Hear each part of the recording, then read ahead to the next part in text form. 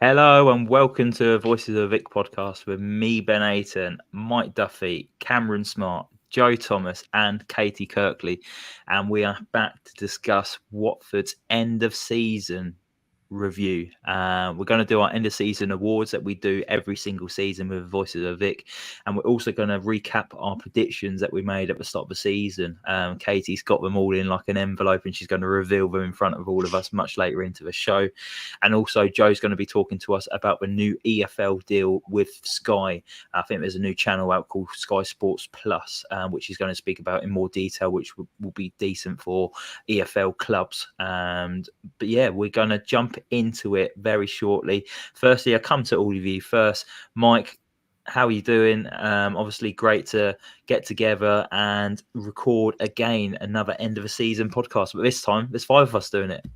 I know, yeah, it's the most we've ever had, isn't it? I think this is our 4th or 5th end of season awards. It's got to be 4th, isn't it? Because we started in 2020. So yeah, it's grown and grown ever since the first ever one, and hopefully it's just as entertaining for you guys watching at home, and I'm sure it'll be entertaining for us to record. We've had a few laughs already before we hit the live button, so I'm sure that'll continue. But yeah, good to be here, and to be honest, I'm sort of glad that the season's over a little bit. I usually love football and whatnot, but the last couple of seasons have been a bit of a kick in the gonads. So yeah, sort of looking forward to a little bit of a break. Yeah, nice time to recharge those batteries, isn't it? But yeah, thank you everyone who's watching tonight. Make sure you get involved in the comments as well when we're doing our awards. You can get involved too. Make sure you hit that like button and subscribe button too. Cam, how are you doing, mate? You're looking forward to your midnight stroll tonight? Supposedly you like walking around in the dark outside. So yeah, do you want to maybe talk about that in a little bit more detail without creeping us out? Right, hang on. You're painting me to be some kind of weirdo here, because I'm just walking around London. It's not In like the dark. late at night. It's 8 o'clock. It's still quite light out there. Do you know what time of year it is? Do you live under a rock or something? I mean, it's still pretty bright at 8 o'clock. I mean, I was in Camden the other day until like, I think I got back around 11ish. That's not that late. So you like to go to different boroughs around London. yeah, I mean, it's a fun thing to do when you finish with uni, and there's no commitments to Watford anymore. There's no commitments to anything anymore, and I'm just doing my own thing. It's sunny out there. I think the sun's here to stay now. So I don't know if you can see, but I'm actually really, really well tanned at the moment. Not red at all. So. Yeah, I'm just having a great time, mate. No, I'm glad you're enjoying yourself. I'm just making sure you're doing everything that you should be doing and not getting into trouble or anything. But yeah, no, I'm glad you're enjoying a sightseeing at night time with your lovely red tan. Katie, how are you doing? You looking forward to doing a Watford review and not wearing a Leicester shirt tonight? Oh, yeah. Yeah, I'm really excited to be talking about Watford and not talking about Leicester. Although last weekend had a great time, the sea was popping. So, just thought I'd get involved a bit. But yeah, no, I'm excited. I love doing podcasts with all 5 of us. It's a good laugh. So yeah. Yeah, no, it's rare for all of us to get together, isn't it? So we make the most out of it. And for a bit of context, everyone, Katie lives in Leicester and her boyfriend's a Leicester fan. So unfortunately, she probably had to wear a Leicester top last weekend. But we got photographic proof. I'm not going to show it to everyone. Maybe that'll be for a different occasion. But yeah, just keeping everyone on their toes this evening. Joe, coming to you next, which you'll be looking forward to. Nice of you to be on time for once tonight. Maybe we'll all chip in for an alarm clock for you next time. Ben, what? No chill. Like, literally, how did Mike get away with this? Mike is always the one that's late. Hey, I was on time, mate. So that's how I got away with it. Makes a change. There's going to be a 2-cat brawl behind you in a minute. But no, I'm all right. Thank you. I'm all right. Looking forward to doing the end of season review. Bit gutted. I know Mike said he's glad the season's over, but I said to you last night, it feels a bit weird knowing it's all done and there's no football. But I imagine in a few weeks I'll be like, yeah, I'm glad this is done. Yeah, I'm relieved it's over, if I'm totally honest. It's been a long old draining season, but yeah, thankfully it's all over and done with, and we can all kind of switch off from Watford. We've still got football this summer though, haven't we? The Euros are coming up, so we've got that to look forward to as well. And obviously when pre-season starts and we can see that we're playing 12 o'clock kickoffs behind closed doors in Germany, we're all going to try and find that stream to try and watch the game. But yeah, Hibs away, looking forward to it. But also, Jess is watching tonight. She says that Cam is glowing. So it's not just all four of us thinking that Cam is actually reflecting back to us really brightly. Yeah, it's going to be an interesting one tonight. I hope you got your sunglasses on, Jess. We'll jump straight into it, though. The Voices of a Vic end of season awards. First one we're going to start off with is Young Player of the Season. So our opinions on who we think would be Watford's Player of the Season. Obviously, it was Yasser Asprilla, voted by Watford fans, but this is voted by Voices of Vic podcast royalty. So we're going to vote on it all now. I'm going to go with Mike first, start in order and work our way down. Mike, who would be your Young Player of the Season? You threw me under the bus there. Do we have an age limit on young player of the season? God, you know what? It's your podcast. You make up the rules. Well, no, I just don't know if you can class him as young anymore. Is 24 classed as young? Jesus. I wouldn't say so. You wouldn't under say 21, so. No? Under 21? No, it's under 23 is our class as young. Okay, I mean, yeah. look, we maybe should have spoken about this before we went live. Yeah, but why would we start planning on this show, Ben? Why break the habit of a lifetime? Exactly. I was really tempted to go for Tom Dele-Bashiru, but I think he's 24, so mate, if he's out the bracket, not him. But I think it has to be Yasser, doesn't it? You know, he's frustrating on the whole grand scheme of things, but that boy's got some talent, and we'll see that in years to come. So Yasser gets my vote. I think I would have to agree with Mike. So Yasser would get 2 votes. Obviously, probably his last season at Vicarage Road as well. It's going to be linked with moves away all summer. So hopefully we can get as much money as possible for him. Cam, who would you vote for?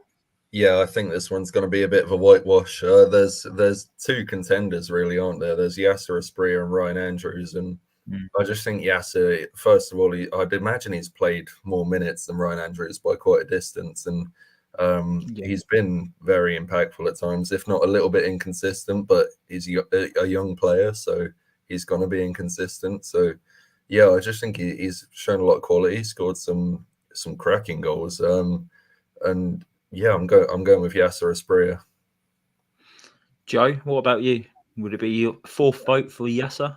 It would be, but I would also like to give a big mention to Matty Pollock, because I think Pollock deserves big praise for his efforts this season. And if he'd played all season from day one, I believe that he potentially could have been a contender for Young Player of the Season this year. So, yeah, but Yasser gets it because he's been superb most of the season. So, but yeah, Pollock close second. I really like that Pollock shout. Sorry to jump in, but I really do like that Pollock shout, because I mentioned it a few weeks ago about how I'd quite like to see when he plays the rate of clean sheets, because he's quite imposing, and it looked like his time at Watford was going to be up, and then he come back in and then was dropped again. And I'd like to think next season he's going to be one of the mainstay sort of defenders, and he's one of the first names on the team sheet if he carries on the way he has been. No, definitely. Caity? A bit of a clean sweep here, but I also would say Yasser as well. I just think he's been the most consistent and well performed youngster. So there's no one else fits in the category that he would be in for me. So that is a clean sweep for Yasser Asprilla. 5 votes for him from everyone at Voices of Vic. So he has 1 Young Player of the Season. I was going to come over to Mike then and see who Chandler wanted to vote for. Yeah, he just said, he said Asprilla as well. So clean sweep. Interesting enough, though, I think when we recorded our Christmas special and we did Young Player of the Year, I think Ryan Andrews possibly won that. Yeah. I think But it was close between him and Pedro, wasn't it? Because it was for the year, wasn't it? So we would have still had Pedro as part of that calendar year, if I'm not mistaken. But yeah, Andrews was the next one coming through, wasn't he? yeah, he's had a great old season and picked up so many minutes this season, which is just going to help his development, and hopefully he can carrying on where he's left off next season. So yeah, that's it. Yasser Espria at the bottom of the ticker. It's confirmed it's in the yellow ticker now. Yasser Espria is a Voice of the Vic Young Player of the Season, so it's a double whammy for him. Next category now to be discussed is Most Improved Player of the Season.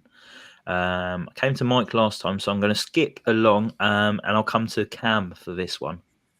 See, I think I'm going to have a similar answer to most other people here now.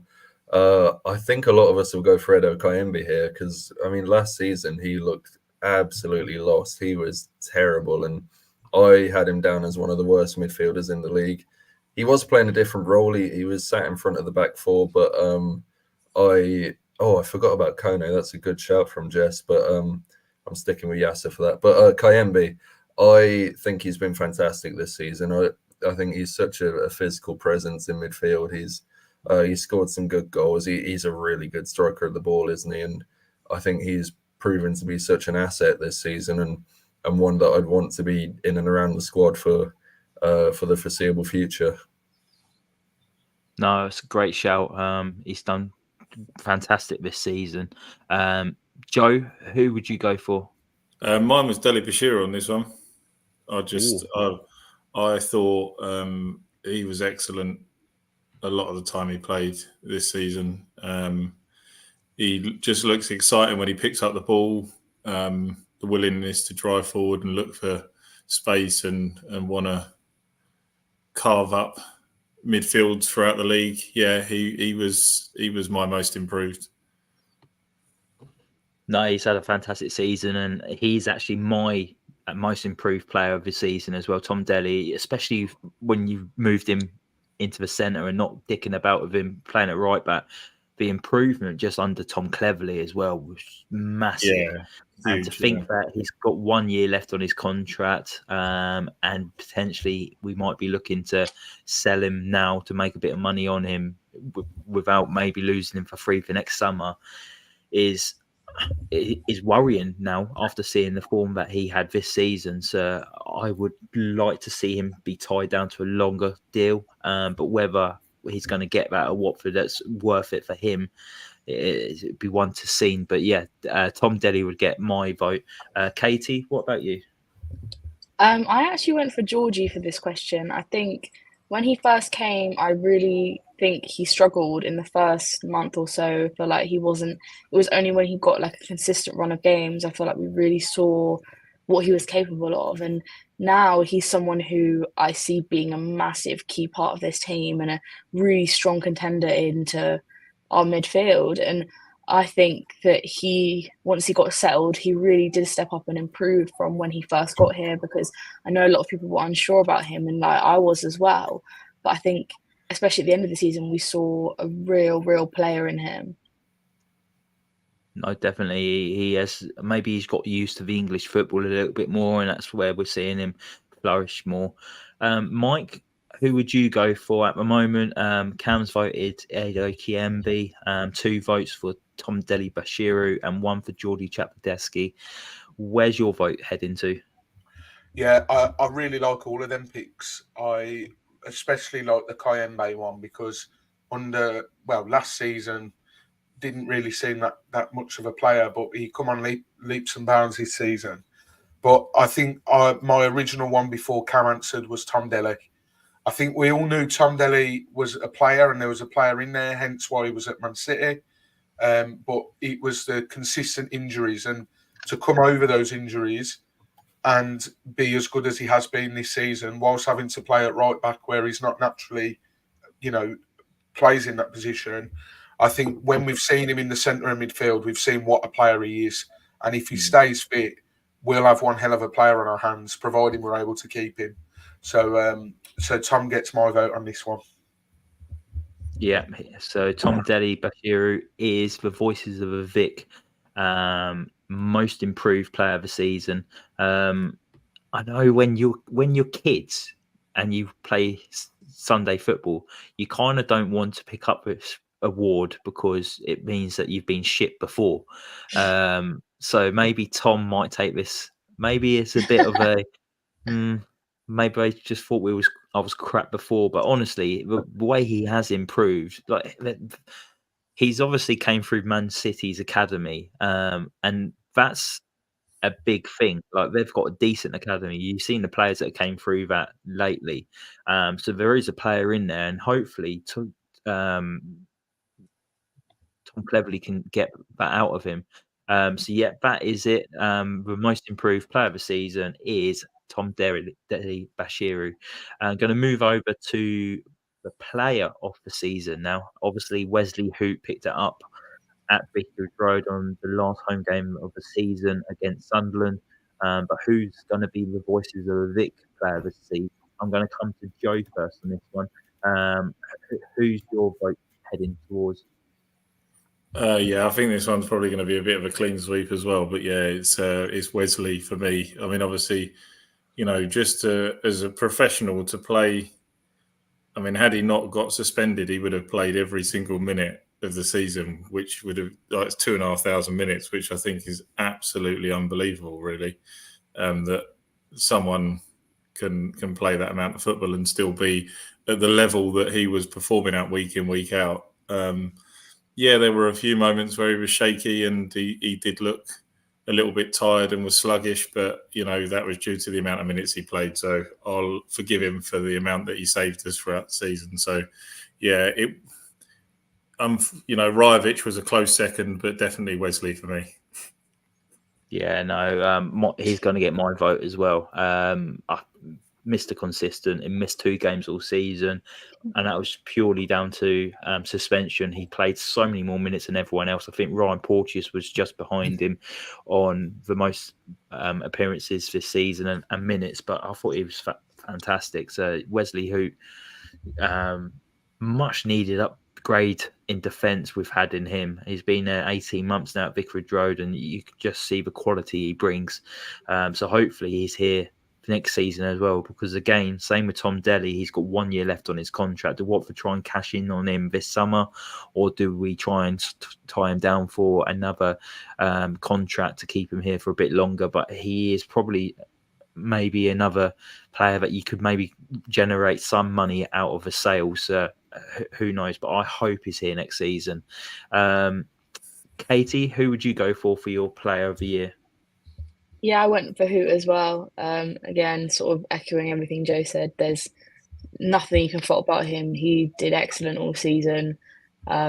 He is a massive upgrade. I feel like this is the one season where we've not felt like our defence was a place that needs work all the time. I feel like every season we've gone, our defence is so bad. Like, yeah, okay, we've had our moments and we've not been perfect every single week, but he has always been that solid character on and off the pitch. You see it, he cares, he tries, and I think I just, like Joe said, he's played almost every single game apart from when he's been suspended. So that, for that alone, you should be player of the season. I'm just going to read out one comment quickly. Jess getting involved like she does every single week, so thank you, Jess, for this. The more I'm looking at Cam, the more I think he looks like the human version of a chili heatwave Dorito. Al turned off his camera. I think that's the last we've seen of Cam, and maybe that's a good thing. But I think that's spot on, to be fair, isn't it? That's he's gone to get a dip. He's going to come back with pseudo cream all over his face to try and make himself look a bit paler. After sun. Yeah. Yeah, no. Cheers, Jess. That's made us all laugh. Also, Pete from Do Not Scratch Your Eyes. Also, You Warns TV. It says congrats on a great season to all of the voices. I think well done all. Take the edge off the awards you give to Tom Daly, Ben. So yeah, apologies for taking the shine out of Tom Daly's award there, but yeah, must say, Pete as well, fantastic work from yourself and the boys at Do Not Scratch Your Eyes this season. Absolutely smashing it out the park, and it's so great to see. And the community you guys have created down the bunker as well is special. I've spoken about it lots of times about how good the bunker is, and it just makes you feel comfortable knowing that everyone goes down there, and like Pete says on the spaces, we're just friends that haven't met yet, and that's basically a great way of putting it. So yeah, great work, Pete. Enjoy the summer. I'm looking forward to seeing the content that you put out for next season. I am now going to come to Mike on the next player of the season vote. So Katie and Joe and me have all gone for Wesley Hoot. So he's won already, but who would you vote for? Yeah, it's Hoot. It's no brainer, and I think he gets extra brownie points because he watches all of our stories on Instagram. So he doesn't follow us though. So Wes, if this gets put out as a snippet and you're watching this, the button's down there, mate. Okay. And also as well, you can tell, Ben, just on a side note, that you're updating this ticker at the bottom because Joe said Wesley Hoot, and then he said Rajovic was a close second, and you didn't bat an eyelid. You was just like, yeah, no, I agree, and I thought that was absolutely brilliant. And me and Joe just shared a little joke when that happened. So, yeah, just multitasking. Like you say, we don't prepare for this podcast. We're not professional or anything. So yeah, and if anything like stranger things have happened. If Rajovic wins Player of the Season, the voice of it, I would not bat an eyelid because I know how much Cam rates him. So well, I wouldn't be surprised. It leads perfectly, doesn't it? Because Cam's going to tell us who his vote is next. Oh, perfect. Great segue. Cam, lead the way. Have I got to be careful what I say in front of our new follower? He unfollowed us. Oh, okay, that's fine. It's not Rajovic. I'm going to go with Wesley Hoot, and I don't think that's a surprise. I don't really have anything to add about him, but one thing I will say is I think even though the decision is so unanimous across the whole Watford fan base, I think he's still underrated by our fans. I think he gets a bit of stick sometimes, and I just don't see why. And I actually don't think we realise how good he is. So, yeah, it's Wes by a landslide for me. And he's a bloody good-looking bastard as well. That's true enough. Yeah, I hear that all the time from Katie whenever there's a new photo going on his Instagram. Yeah, so definitely the best looking. Yeah, but yeah. All right. Will we do an award maybe for best looking player, or is it? He wins it by a mile. You can't even argue that it's not him. It's a unanimous decision again. Ben, I don't want to win an award on our own podcast, mate. That'd be too embarrassing. So maybe we don't do that one. I didn't know if Edo Kiembe was going to win it. Sexy Kiembe, yeah. He could be young player. He's only a spring chicken, isn't he? So could he have been young player of the season, maybe? I think he just missed out. Yeah. Yost. Narrowly missed out. Sexy Kiembe. For anyone who's wondering what we're on about, go back and watch a Christmas special. Everything we revealed back then. Okay. So we are now going to go for goal of the season. Watford fans voted for Wesley Hoot's goal against Hull City. Are we going to vote differently here tonight? Katie, coming to you first on this one. What would your goal of the season be?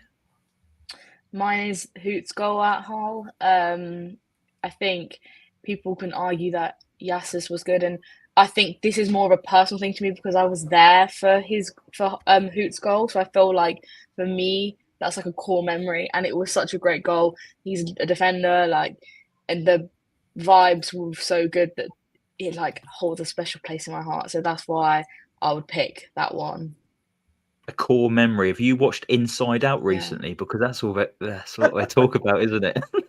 Well, I haven't watched it recently, but I do love that film. So That's a quality film. Bringing out a second one very soon, but yeah, absolutely love it. Can't wait. It's clever how they do that as well. It makes you think. It's like, oh my god, have I actually got these people inside my head doing all of this? But yeah.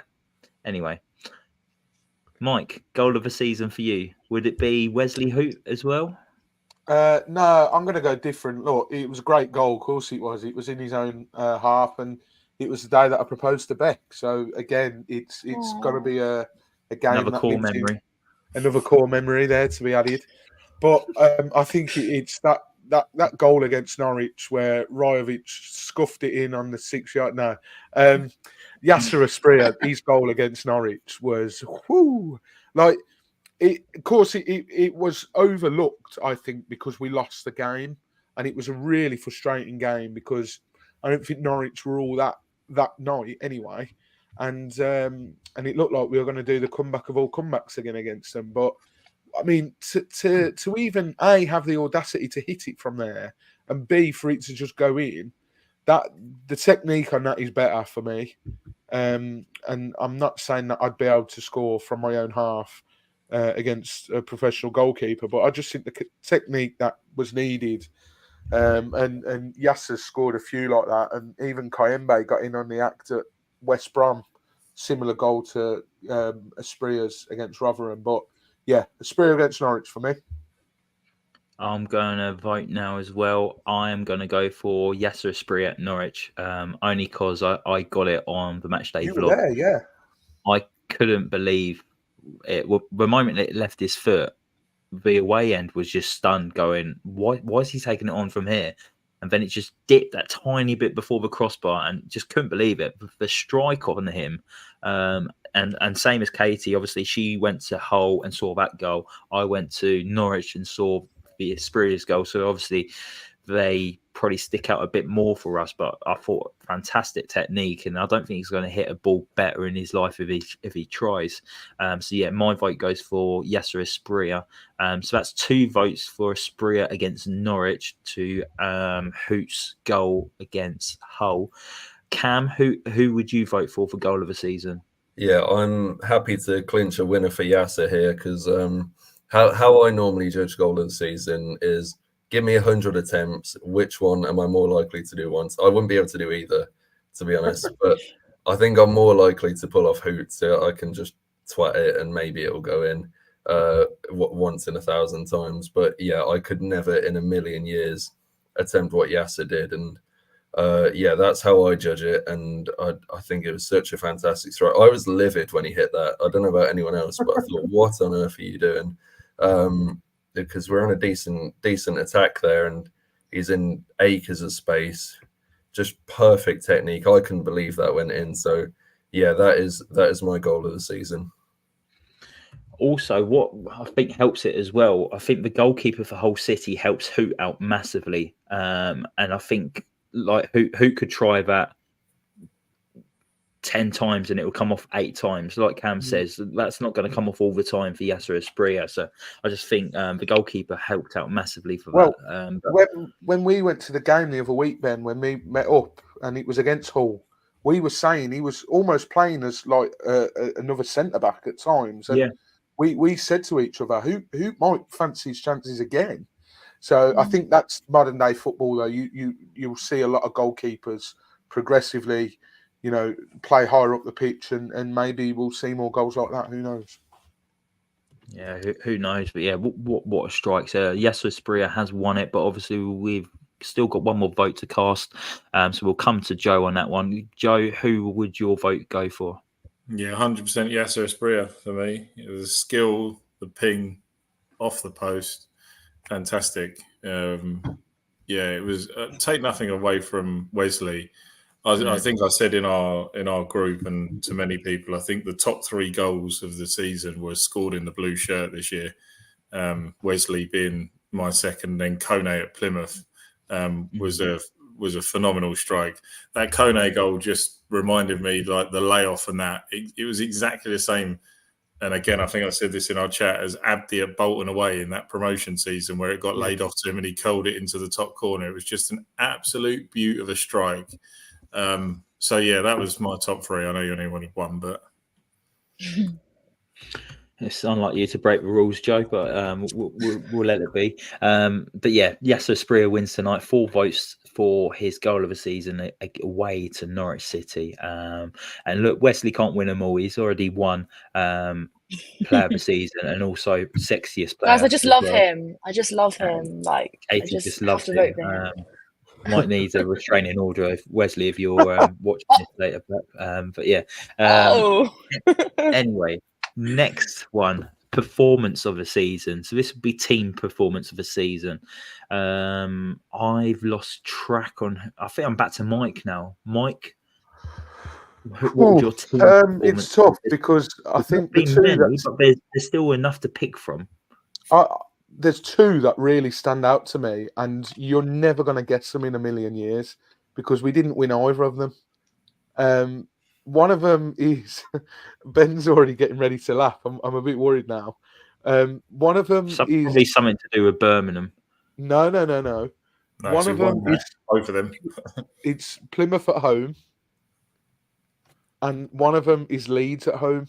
Well, the other one is Leeds at home. Plymouth at home, the 0-0, thrilling 0-0 at Vicarage Road. But Ben, and Cam might back me up here because I remember speaking to Cam about this at the time. I think, in fact, it was me and Cam that did the post-match podcast.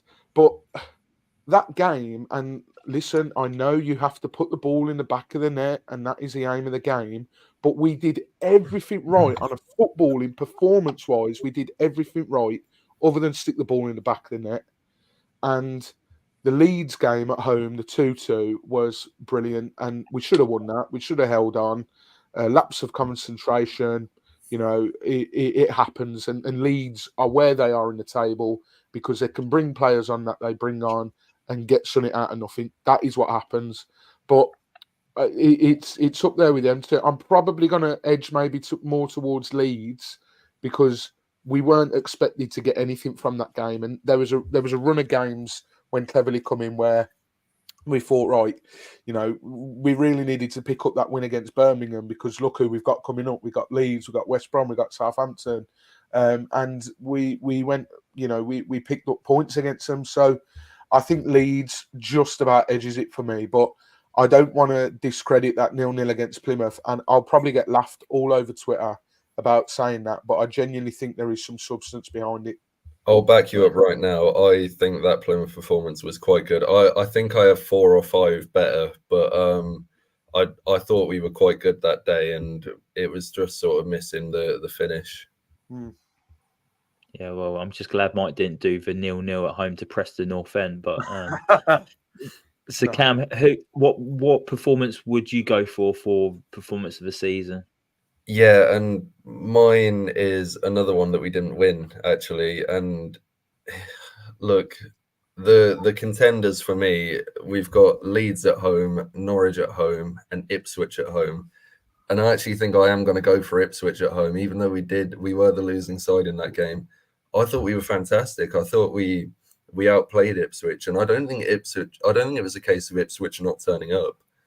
I thought we outplayed them, and Valerian Ismail outcoached Kieran McKenna, and that's not something that sounds like a real sentence, really, with everything that's happened since then. But I thought we were absolutely fantastic that day, and it was at a time that we were playing very good football. We were knocking on the door of the playoffs, and who knows what would have happened if we did win that game like we should have, because it was a really good performance, and it's just such a shame. I think that's the one time Wes Hoot really let us down this season, and it's just typical we go on to lose that game.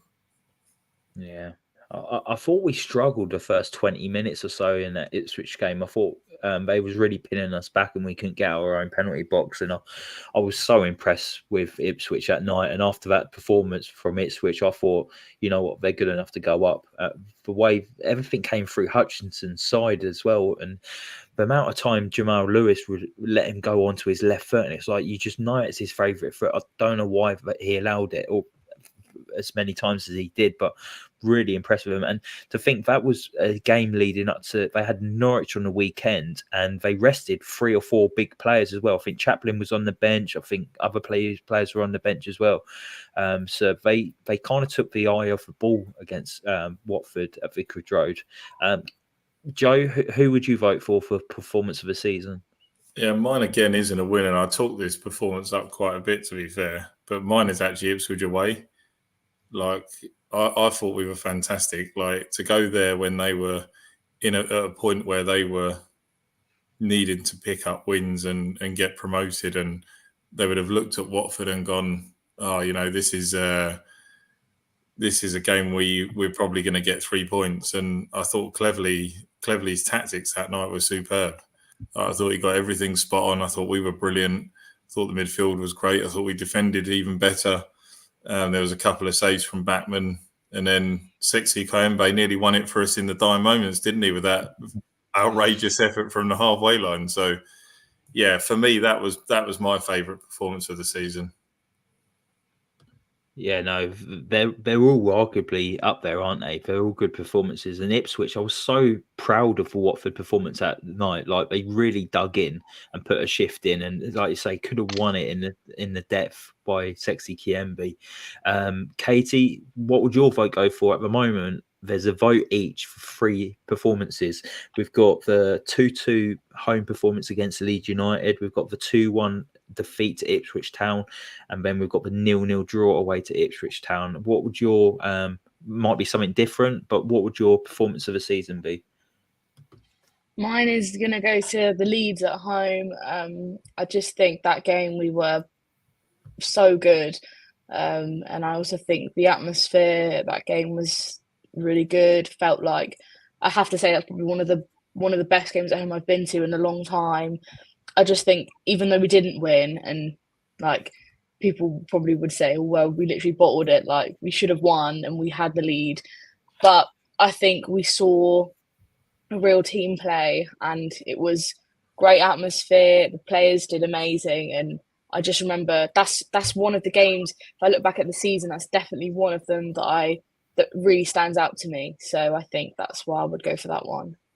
Yep, so that's got 2 votes. It's going to get a 3rd vote from me as well. I thought the Leeds United game, that was, for me, a insight into how Tom Cleverley wants us to play going forward, which makes me excited for what potentially could come if we can recruit to what Tom needs this summer. And to play against Leeds United, who were flying at the time, but obviously Leeds have fallen apart again since that performance. So they might be coming back to Vicarage Road next season.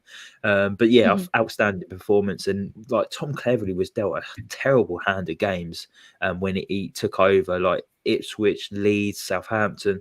And we competed in every single one of these. But the one that stood out for me is obviously the Leeds game at home, like 2-2. Like, again, disappointing to come away not winning it. And like, all our performances here are games for performance of the season where Watford haven't actually won. But I think we've been proud of the performance, and it shows how far Watford have actually probably came in the last 12 months, that we've actually can talk about performances we've been proud of, where players have actually played for the shirt and left absolutely everything onto the pitch. And I think we've all said this at one point this season: if you can leave absolutely everything onto a pitch at the end of the season, then you're for me. And we've seen it in all of these suggestions that we've just put forward for performance of the season. So hopefully we can build on that, and next season will be a better year for Watford Football Club. So yeah, the performance of the season is going to be the Watford 2-2 home draw to Leeds United. We got 2 more categories to go through. Unsung player of the season. I'm going to come to Cam for this one. Who would be your unsung player of the year? I honestly could not come up with an answer for this. So on to Joe, please. No, I don't know if it quite counts as unsung, because I think he was sung at moments this season, but on the whole, I thought he wasn't particularly rated by a lot of Watford fans, and I'm going to go with Ryan Porteous, because I think he's been very, very good, and I think he gets a lot of stick Sometimes rightly so. He's not perfect. He's a little bit rash, but if he wasn't, would he be at Watford? No, because I think he's got everything else to him, and a lot of people just do not give him any credit for his ability on the ball. They think he's terrible and a lazy passer, and he's anything but. He's very proactive on the ball. He gets us going on the attack, and he's actually quite creative for a centre back. So but also defensively, I think he's been really solid, and especially since Cleverley came in, he's stuck to his position a lot more and looked really solid. Part of a very solid Watford defence, I think, and I'm really happy with Ryan Porteous as an option alongside Wes Hoot going into next season. I think you've got a playoff chasing centre back partnership right there, and I do think his impact has gone under the radar a little bit. I think he's definitely improved under Tom Cleverley, just like so many other players in this squad. But he just seems unrecognisable from maybe earlier on in the season. Maybe we've seen the performances that Ryan Porteous puts in for Scotland, for Watford of late, and I want him in this team for next season. And like you say, a great partnership with Wesley Hoot as well. I'm actually going to go next, and my vote is going for Matty Pollock. Considering that first appearance for Watford away at Millwall last year, to see how reliable when he's called upon now, like the amount of clean sheets he's picked up playing for Watford this season as well. He does look more comfortable playing as a 3 at the back than what he would as a 2. But I just think he's came on leaps and bounds. So he's probably going to be my unsung player of the season for Watford. So we've got 2 votes now. We've got Ryan Porteous and also Matty Pollock. Joe, who would you vote for? Yeah, mine was Pollock. It was an easy one for me. Like you say, the amount of clean sheets he's kept playing at the back, and he's been very present in that back 3 when he's played. You know, he's not looked out of place. He's looked solid, and I mean, Cam was saying about Porteous and Hoot being a good partnership. I think as a 3, I think if they can get some pre-season time together and they're all together next season, I think that'll be a superb back 3. And I genuinely don't think you'll find many better trios of players in the Championship next season. Yeah, no, I agree. I think it's been brilliant, hasn't he? I think it's been caught out maybe a couple of times positionally, but he's gonna do that. He's young, isn't he? So he's going to learn by getting game time. So, but yeah, very, very assured defender from what we're seeing at the moment, and comfortable with his ball at his feet as well. So hopefully it won't be too long until he notches up his first Watford goal as well from a set piece.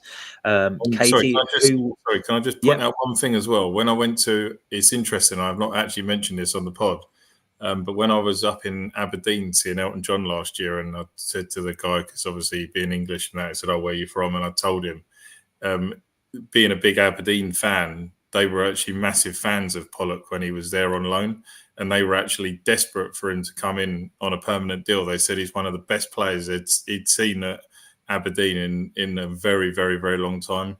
So obviously him coming into the team, delighted off the back of that, because he's clearly a special player and seen by other people. So, no, he's showing it this season, isn't he, for Watford? He's showing his potential, which is great. Caity, who'd your unsung player of the year be? I do think there's quite a few options for this one. I feel like you could probably say like most of the players. I feel like everyone sort of dipped and gone up, but I'm going to say Bachmann. I think the last couple of games under Tom Cleverley, I think he really, really stepped up. And I think it's more because of how much criticism he got in the beginning. And everyone, and I'm going to say, like, I did not like him. I was thinking when he came in for Hamer, I was like, I don't know if this is the right decision. And I'm not saying now he is the best goalkeeper, and I still am like, should we even keep him for next season? But I think when Tom came in, he seriously stepped up and was doing so much better under him than before. And I think people really did give him a lot of stick, and he kind of showed them up. Like, he showed me up. Like, I'll literally admit that. And I just think that he deserves a bit of credit, especially in those last couple games where he yeah, he still makes mistakes, but I do think he did improve. I'm glad he's got a vote in his category because you've all probably heard I've spoken very highly of him since he's came back into the team, and I think his mentality of coming back in after being dropped for a few months as well, and obviously having the captaincy stripped from him, he's performed so well under Tom Cleverley, and hopefully that carries on for next season, because I've said I want him to be my number one goalkeeper next season if he's putting in these performances now. So, and yeah, I think unsung, he's definitely there to get a vote. So no, I like that, Caity. Mike, last one, and coming to you. So at the moment we're standing on 2 votes for Matty Pollock, 1 for Ryan Porteous, and 1 for Daniel Batman. Where's your vote heading to? Make the right decision. I know. Do you know what? I can see cases for all of them so far. I really like what Caity said there about Backman throwing his hat into the ring there. I think he's been much better since Clevs has come in. But for me, it has to be Pollock. I think, yes, I take Cam's point. There is a lot of negativity surrounding Porteous. You know, even people that I see at the games, they don't like how rash he is, and he's a bit like a headless chicken. And I've even heard comparisons to Christian Kabasele in terms of the rashness. And I think it's a bit harsh, to be honest, because he's a good player. I do think he suits the system better, because I think Scotland play with a back three, and he puts in some brilliant performances for Scotland. But for me, it's the fact that Pollock maybe started his Watford career not on the best of terms, and then he's sort of come in, gone under the radar, and been part of solid sort of defences. You don't necessarily point to Pollock as someone straight away if we've kept the clean sheet and be like, yeah, Pollock.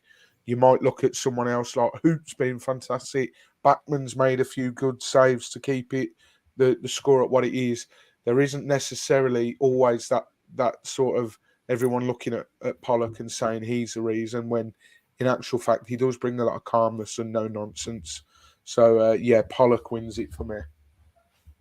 So Matty Pollock picks up the award with 3 votes for the Voice of the Vic Unsung Player of the Year. I think it's fully deserved for Matty Pollock. He's came on leaps and bounds, and he deserves the credit that he's getting. So well done to Matty Pollock for picking up that award.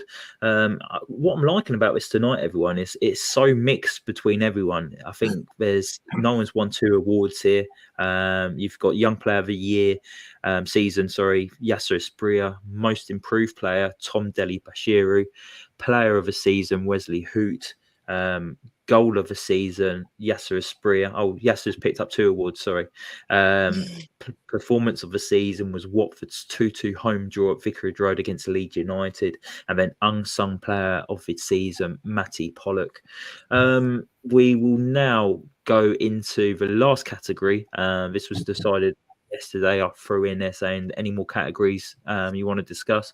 Caity came back and said, yes, I actually want most disappointing player of the season. So I'm going to start this off because I've not started one yet. Jamal Lewis, one of the worst left backs I've seen at Vicarage Road since Matthew Briggs. I'm so disappointed for him. I feel like he's a secret agent for Luton Town because he came through their academy and he's been absolutely shocking. And I do not know how we ended up getting a Premier League move to Newcastle United. It won't be long until he's playing League One football because he is shocking. So my vote's going for Jamal Lewis, who I can't remember who I was meant to come to next, but because this was Katie's category, she wanted to go forward. I'm going to go to Caity for the next one. And look, I don't care how harsh it was on Jamal Lewis. He's never going to come back to Vicarage Road playing for Watford. So at least I'm not slagging off a current Watford player. Caity, who are you voting for? Yeah, mine was Jamal Lewis as well. I mean, I wasn't going to say all that, but I do think we had, I think there was a lot of high expectations around him, and people thought, he's from Newcastle, he'll be good. And I think he has probably been, I think he's just been very, he's played so much and he's not improved. He's played almost every game and he's not gotten any better, and I think he's not been dropped for being bad. I just think he's never done anything where I'm like, oh yeah, you're someone who I can really see like being a key player in this team. It's almost like when he's playing, he's never there. Like, he just does so much things wrong. Like, he can't cross a ball. He makes all the wrong decisions. Like, he's probably the most infuriating player to watch. And I just think, personally, going in, there was a lot of like chat about him in a positive way, and I think he's never lived up to that, not even slightly. You know what I find most infuriating about him, his time at Watford, was the amount of times he got into great areas on the edge of a penalty box and he decided to bring the ball backwards. It's like he had so many good opportunities to cross it into a box, and like the ball ended up going back to like Daniel Batman in goal. It was just so frustrating every single time. So yeah, 2 votes for Jamal Lewis. Let's have a look. It's not going to be a clean sweep because I know who Cam's voting for already. So, but Mike, who's your most disappointing player of the season? Philip Crouch has just put it in. Martins for me, and the reason being is we know that there is a player in there. He started the season really well, and I think a couple of us said on the pod, halfway through the season, if the season ended tomorrow, Martins would even be player of the season.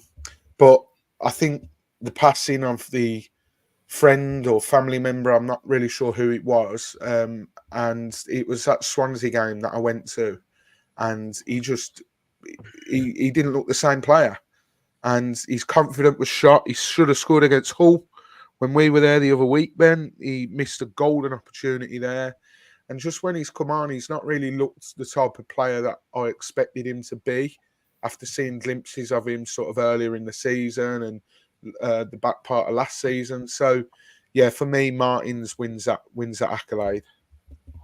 Oh, interesting. Is it going to be a tight one here? Cam, I wonder who you're voting for. Yeah, well, since we already know that, can I just ask everyone watching right now, can you just put in the chat for me recommendations for places for a late night walk in London? Because I'm running out of places, and I need to come up with something tonight to impress my flat. So if you could do that, and anyone not watching live, just drop me a message with recommendations. Battersea Park. Yeah. Moving on. Right. Most disappointing player. Out of interest, who do you think I'm going for here? Rajvic. What? Okay, yeah, no, you got me. It is Rajvic, and you know what?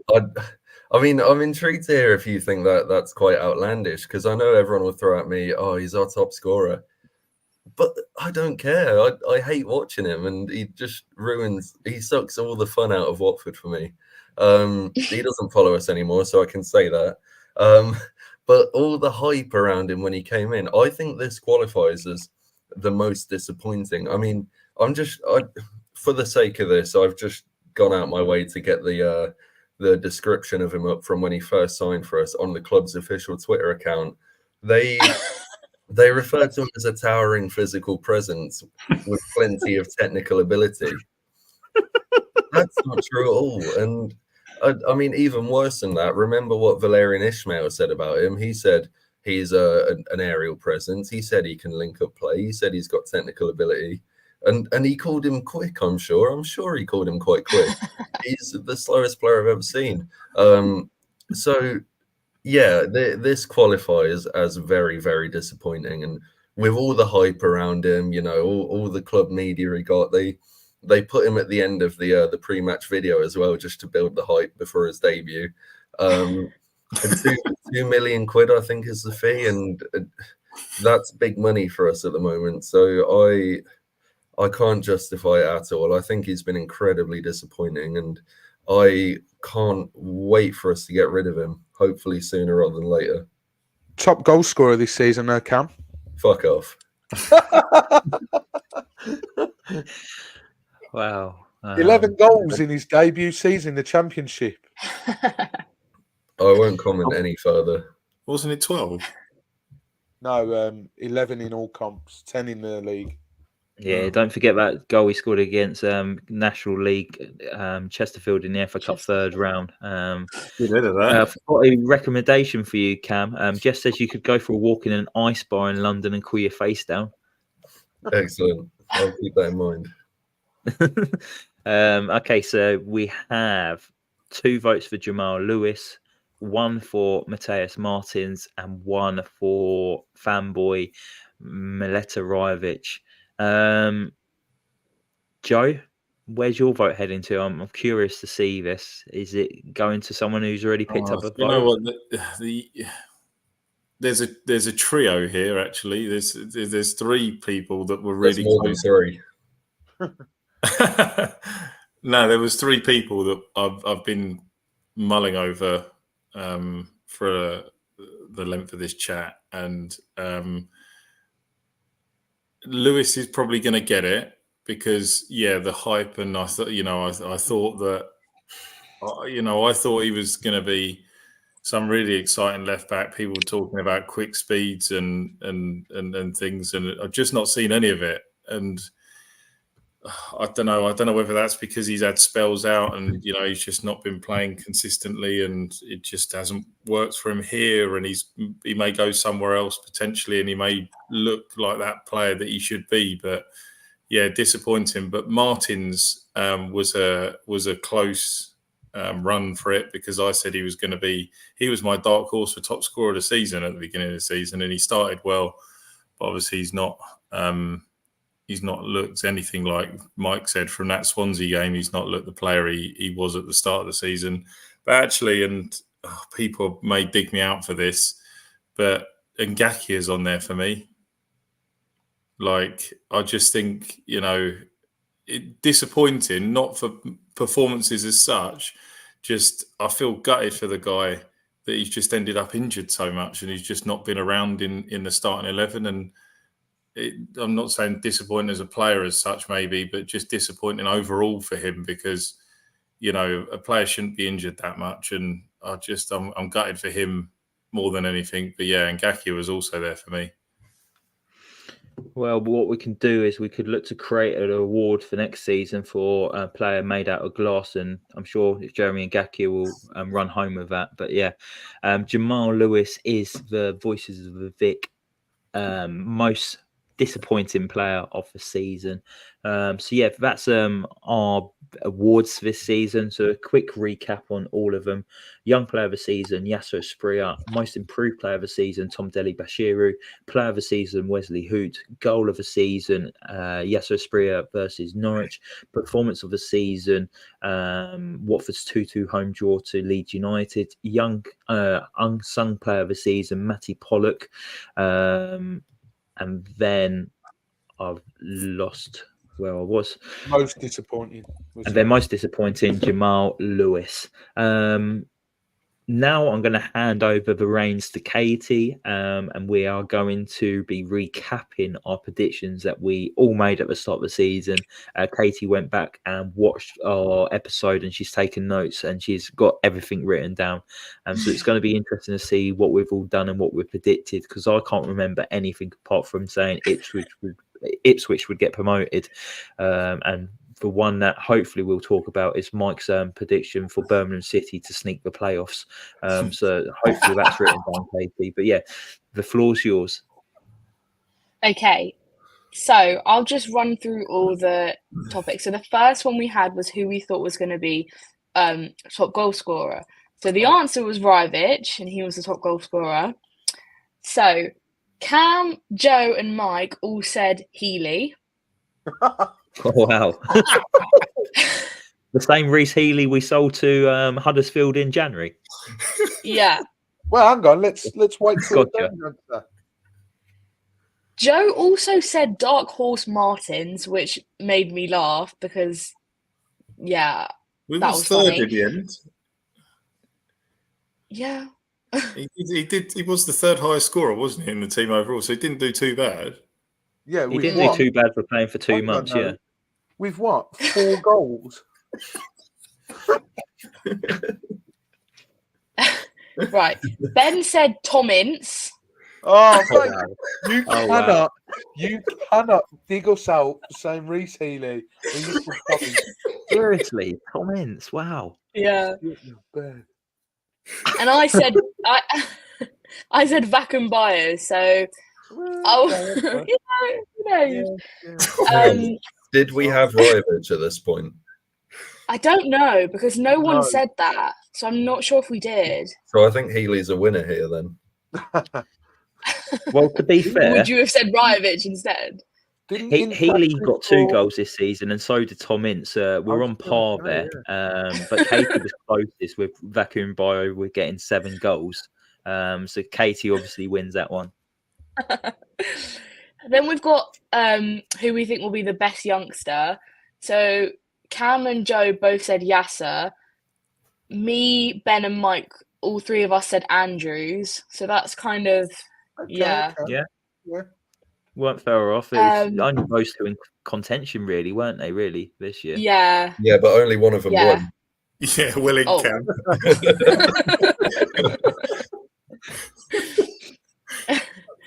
So then, player who will struggle the most. So Cam said Serralta, and you also said Sema. Joe, you also said Serralta. Mike said Livermore. I said Pollock, and Ben, you said Hoot. No. Wow. Oh, mate. What planet was I on? Like Tom Ince took goal scorer, to struggle with most Wesley Hoot. Okay, this is interesting. Don't get me to do your lottery numbers, anyone. Wow. Like you can see reasons for why Cam went Serielta, obviously playing out of position. Me, Wesley Hoot. Yeah. You've had a shocker there, Mr. Aiton. That is quite funny. Cheers, Joe.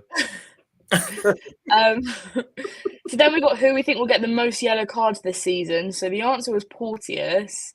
Cam and Mike both said Hoot. Joe said Serralta, and me and Ben said Livermore. So I feel like we were all kind of on the same tracks there. Maybe if Livermore had played more into the season, he might have picked up some more. I don't know, but if he weren't too busy talking to, maybe he won't go. Girls in the hotel. Concentrate on your football, Jake. Then we've got where do we think Watford will finish? So Watford finished 15th. Good. So Joe said 10th. Oh, he said 10th as well. Mike said no, he didn't. What? Oh, good. Yes. Mike said 9th. I said 8th, and Cam and Ben both said 7th. Wait, what? Cam. Oh, wow. 7th. And in the quote, upside down. I should have taken the quote. Cam literally said, "I think we will just miss out on playoffs." Look, you're almost right with that, then, Cam. If the league finished at Christmas, I would have been right. If my auntie had balls, she'd be my Uncle Cam. And yours. Well, yeah. Oh, God. So then we've got teams to be promoted. So we all said Leicester. We all said Southampton. And then me and Joe said Middlesbrough. Cam said Leeds. Ben said Ipswich. And Mike said Birmingham. The same Birmingham that just got relegated to League One. Yeah. That's a bad one. Well, if they'd have kept on Eustace, then I would have been having the last laugh here. You said promoted, didn't you? I don't think I definitely said they'd get playoffs. I didn't say they'd win the playoffs. I don't know about that. So then there was a one that you got. So then we also did teams to be relegated. Now we were all kind of a bit different here. So obviously Birmingham, Huddersfield and Rotherham got relegated. Joe said Rotherham, QPR, Plymouth. Cam said Sheffield Wednesday, QPR, Rotherham. Ben said QPR, Sheffield Wednesday, Plymouth. Mike said Sheffield Wednesday, QPR and Rotherham. And I said Plymouth, QPR and Rotherham as well. So we all got one right. We all got Rotherham. We all got Rotherham. Apart from that, we're good, aren't we? Get the rest. So good. Now, you three, when you did the pod, you did a wild team for the playoffs. But obviously, me and Mike weren't on that pod, so we didn't actually answer that question. So, Ben, you said Sunderland. Yeah. Joe said Sheffield Wednesday, and Cam said Stoke. Oh my word! We've always got this. Right, no, we're not taking away from you saying Sheffield Wednesday. I mean, if I was pushed for an answer, I probably would have said maybe West Brom, Norwich, around those sort of things. Oh yeah, I'm sure. Leeds United. We wasn't on the pod, so I was trying to Yeah, go we weren't there, so we did. So yeah, those were the some of the predictions that I thought were funny, and looking back now, it is quite bad. wild. Yeah. I think we've all had a bit of a howler in at least one category. I can't believe I did Wesley Hoot for player to struggle for most comments, top goal scorer. So I'm going to have to improve massively for the start of next season. But no, thank you for taking the time to go through that, Katie. That's going to be your job every season now. You do understand. So, yeah, it's a good laugh. No, that was brilliant. Thank you for doing that. Hope you've all enjoyed that as well. And just before we go, I'm going to pass it over to Joe now. So obviously the EFL and Sky Sports have came together and agreed a deal. So Joe just wanted to talk about that a little bit more to see what would happen with fans basically for next season with the new Sky Sports deal. So Joe, the floor is yours. Thanks very much indeed. So just basically just wanted to just mention about this new TV deal that Sky Sports have done. I don't know if you guys on the pod are aware, I did mention this to Ben yesterday, but Sky Sports have bought out iFollow. So now they've got, obviously, that's not going to be a thing next season. The idea is that there's going to be a lot more games shown on TV. Every team is going to appear on 24 times over the course of next season. Obviously, as you've probably all seen, that the opening weekend, every game from top to bottom, from Championship to League Two, is going to be shown live. There's also a deal that's going to include Boxing Day, I think Easter weekend, and the final game of the season as well. That's going to be also shown live for every single club.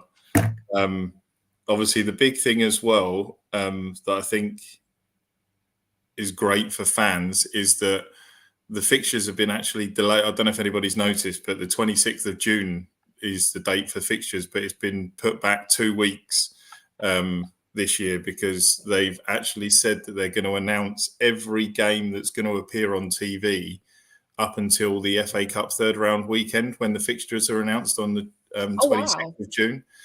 So everyone's going to know when they're going to be appearing on TV up until January. Similarly, it's a really good thing. So literally, as soon as the fixtures come out, everyone's going to be fuming because they're going to see Plymouth away on a Thursday night. I mean, it's literally it's nailed on. The benefit also, for fans now, though, is like if you can book your travel in advance, if it's up towards that date, knowing that they're not going to change it because it's all set in stone. Yeah, and do similarly. Do you think with having this many games on TV means it's going to be like more midweek or like Monday nights, Friday nights? Like, is that, or will there be games on TV on Saturday? It'll be Thursdays, Fridays, that will be more predominant. So your Fridays and your Thursdays. I think that's right, isn't it, Joe? Thursday and Friday? Yeah, Sunday as well. So basically the plan is with that is that there's going to be 5 matches that kick off at lunchtime on a Saturday. So there's going to be 5 12:30 kickoffs. There's going to be frequent slots on Friday night and Sunday afternoon at 12:30. There's also going to be additional selected picks that are going to be coming out for Thursday and Monday, as you say.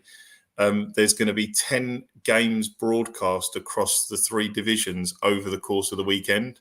So there's going to be 5 Sky Bet Championship matches and then a mixture of League 1 and 2. There's going to be 5 games from each of that. So there's going to be 10 games from those. Obviously, the other thing just to mention as well, talking about the games up until January, they're also, when we get to I think the first or second weekend of November, they're going to announce all the TV games up until the end of March. So by the middle of November, we'll know pretty much up until till Easter almost. And then obviously Sky have said they're going to play it by ear to what teams are where in the league before they announce the April-May games. So I think they're helping fans out on a massive scale this year in terms of obviously people wanting to book if they want to go away for weekends and traveling. So that's great. Obviously, the downside is, as to what I said to Ben last night, is that, you know, if there's a game, if a team's not doing well and you're chucked on a Thursday night at 7:45 and it's a long distance, the attendances are going to be poor because the game's on the telly. So I do think that there'll be a bit of a decline in attendances next year. But with this deal, it is, I do think to an effect, you know, to some degree, it's great for fans, but there is also a negative side of it. So we'll just have to see. And I did say as well, Ben, didn't I, last night, that unfortunately with how big it's got now, I think it's only going to get bigger. Like, this isn't going to get scaled back now. So from this, the only way is moving forward, potentially showing every game from every club on TV. So, yeah. I think as well, we obviously had the midweek games. We've had that for a few seasons now, going back to the lockdown season, I think, where it's on the red button. And I think they've said that it's multi-camera angle. So it's not just going to be one camera, some bloke filming it from the back of his stand on his Nokia 2210. Like, it's going to be, you know, multi-camera and proper sort of build up. Hopefully you get replays as well, because that was the one thing on the red button as well. That one camera angle and then no replays as well. It was annoying, wasn't it? Yeah. I do wonder now though, if I mean, I've always thought that the opening day of the season and the last day they should show all the games. I've always thought that, and you know, the last game of the season is played at 12:30. Everyone plays at the same time, so no one gets an advantage, and there is nothing in the law in terms of this 3 p.m. blackout that is stopping them putting every single game on. Now, I get they want to pick the games that are going to get more of the viewers. If you've got a dead rubber of Blackburn against bloody Preston and it's mid-table against mid-table, then I understand. But I think it is going to be good for fans in terms of arranging, you know, in advance, because we all know we've all got the train to football before, whether we drive or we don't, and we know that it's a nightmare when you book a train or a hotel and then they're like, oh, by the way, we're going to stick this on Sky, we're going to move it to Friday. The only problem to caveat that is, as Joe said, is the kickoff times are going to be a lot more different now. You know, your Saturday lunch times. I mean, take me for example, live in Lincoln, let's say we've got Portsmouth away and it's at 12:30 on a Saturday, and it's just going to completely mess me up, for example. So, what I do hope with that, I hope they use their common sense a little bit for travelling fans. So, like, for example, you'd hope they wouldn't do like Plymouth are travelling to Sunderland for a 12:30 kickoff, or Watford are travelling to Blackburn for a 12:30 kickoff. Like, if you're doing 12:30 kickoffs, try and keep them to like local games. Like, give Watford, like even like a Southampton or the London team. You say London teams, there's not many left, like QPR or Millwall, just to make it a bit more easier and accessible for fans to actually get to. Because otherwise, you're just shooting yourself in the foot, and you're cutting those attendances down even more. I think it's becoming more and more of a TV show nowadays. Unfortunately, football is, and I think we've seen that in the Premier League with the coverage they've got now. I mean, I saw the other day that Jared Gillett was wearing a body cam for the Man U Crystal Palace game for it to come out as like to help referees, and it come out as a documentary. And I think, it's slowly becoming down the route of, you know, it's mainly, it won't be long, like Joe says, every game will be on TV. And then who's going to want to buy tickets? I mean, take, you know, me again, for example, if I know it's on TV, I'm going to sway more, do I want to travel down, drive all that way when I can sit at the comfort of my own sofa and watch the game. So yeah, there's pros and cons to it, but yeah, it's going to be interesting. I think it's going to be interesting for us in terms of scheduling, because it's quite busy, as many people will know.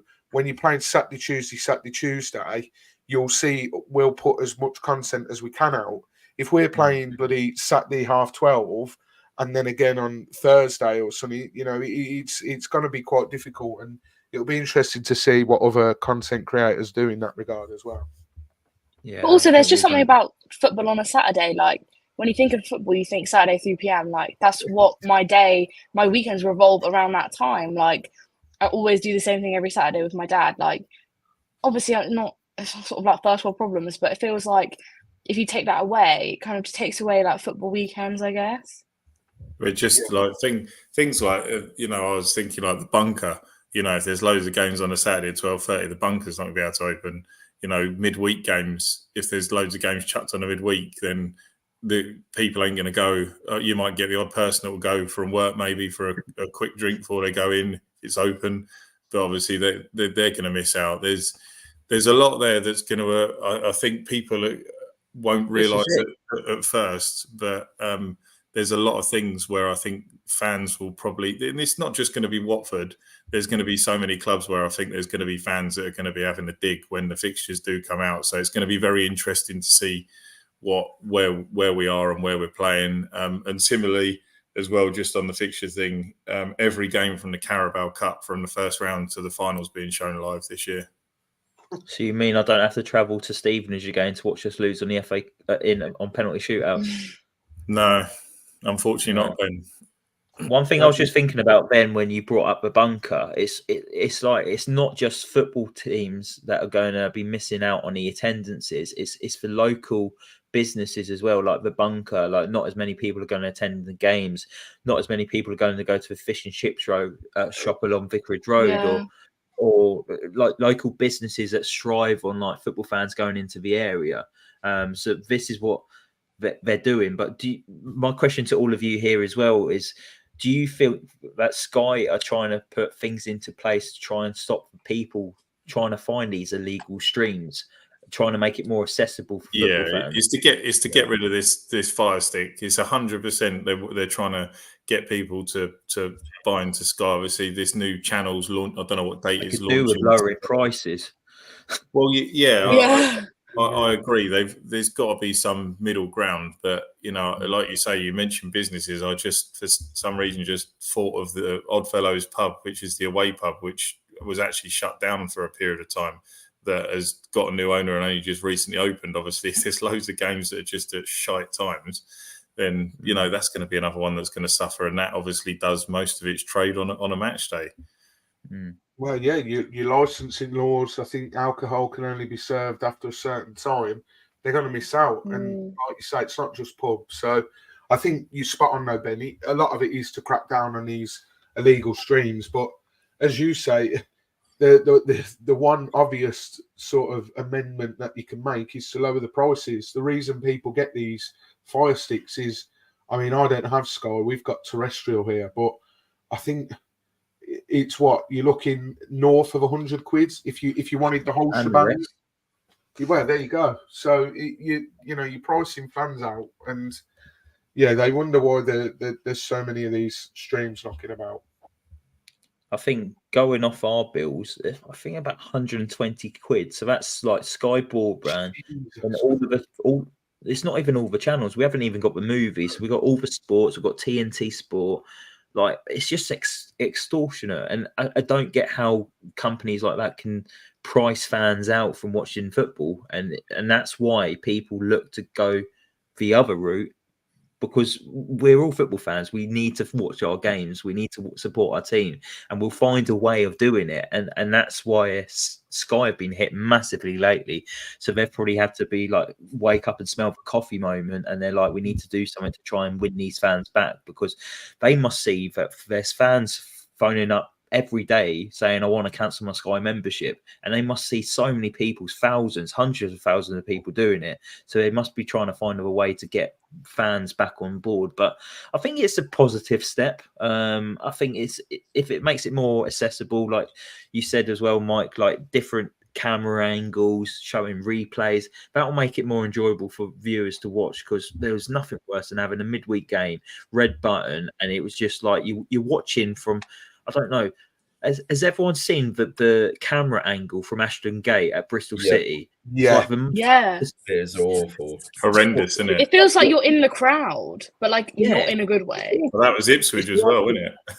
it's Yeah, like that Ipswich you're- game was so bad. That was the you could worst see the one. people You walking could up hear and the down the people stairs. you could hear them going, "He's rubbish" in the crowd. Yeah. What? Pass that pint over. Yeah, literally. I was like, I feel like I'm in the crowd, and the angle was so bad, and the camera moved so slow. They couldn't like keep up with the passing. Yeah. Well, hopefully we have better camera angles than that for next season. But I think we'll look to wrap it all up there. Thank you, Joe, for that information, and Katie for recapping the predictions as well. But yeah, thank you everyone for watching tonight. Really do appreciate it. I know it's a little bit longer than we normally do, but we had so much to cram in tonight. So hopefully you've all enjoyed it. We will be back next week as well. We haven't put in a time yet or a date, but we are looking to do our keep, move on, or loan categories, where we'll go through the whole players of Watford Football Club and give our opinions. We know other podcasts have done them and that, but we think it's important for us to get our views out there as well, because ours could be different to other podcasts and that, and we didn't want to use the same name as other people either. So that's why we're going to call it Keep, Move On, or Loan. So that'll be interesting to see what we all decide on, and that'll be coming next week as well. So there's one more bit of content from us before we log off for our summer, so keep your eyes peeled for that. But yeah, thank you all for watching tonight. Really do appreciate it. If you liked the video, hit that like button, also hit that subscribe button as well, and we'll all be back next week with a new video for you guys. So yeah, take care everyone, and we'll see you soon. Come on, you Wards.